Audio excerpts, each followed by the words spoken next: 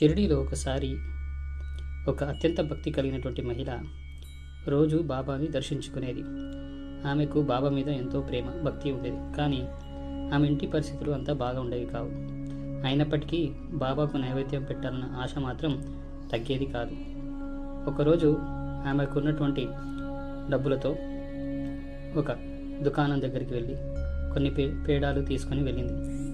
బాబాకు ఏదైనా అర్పించాలి అనే భావంతో ఆ పేడాలని ఒక చిన్న కంచంలో పెట్టుకుని ఆ దర్బార్కి వెళ్ళింది.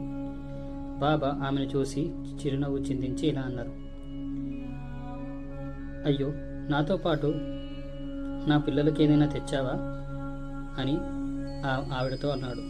ఆ మాటతోని మహిళ అర్థం చేసుకుంది బాబా తన మనసుని చదివేశాడని. ఆమె చేతిలో ఉన్నటువంటి ఆ ప్లేట్లో ఉన్నటువంటి పేడాలను బాబాకు ఇచ్చింది. కానీ ఆమె మనసులో ఒక చిన్న ఆలోచన, ఈ పేడాలు అందరికీ సరిపోతాయా? తెచ్చింది బాబా కోసమే, అందరూ సరిగ్గా తింటారో లేదో అని ఒక సందేహం కలిగింది.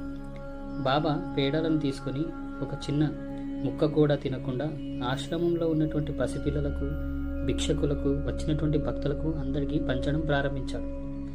ఆమె ఆశ్చర్యంగా చూస్తూ నిలబడిపోయింది. బాబా ఆమె వైపు తిరిగి ఇలా అన్నాడు, నీ హృదయంలో ఉన్న ప్రేమ, భక్తి అదే నాకు అసలు నైవేద్యం. నీ ఇష్టంతో ఇచ్చిన ఈ పేడాలు 100 పేడాలతో సమానం. ఆమె కళ్ళల్లోకి నీళ్లు వచ్చాయి. బాబా మరలా నవ్వుతూ చెప్పారు, నువ్వు తెచ్చింది కొంచెమైనా నీ భావం పెద్దది. దేవుడు నీ భక్తి భావన చూస్తాడు. ఆ రోజు ఆమెకు ఒక గొప్ప బోధన లభించింది. భక్తి ఉన్న చోట దైవం ప్రేమతో ప్రత్యక్షమవుతుంది. ఆమె యొక్క ఆనందానికి అవధులు లేవు. Om Sairam. Please subscribe to this channel. Thank you.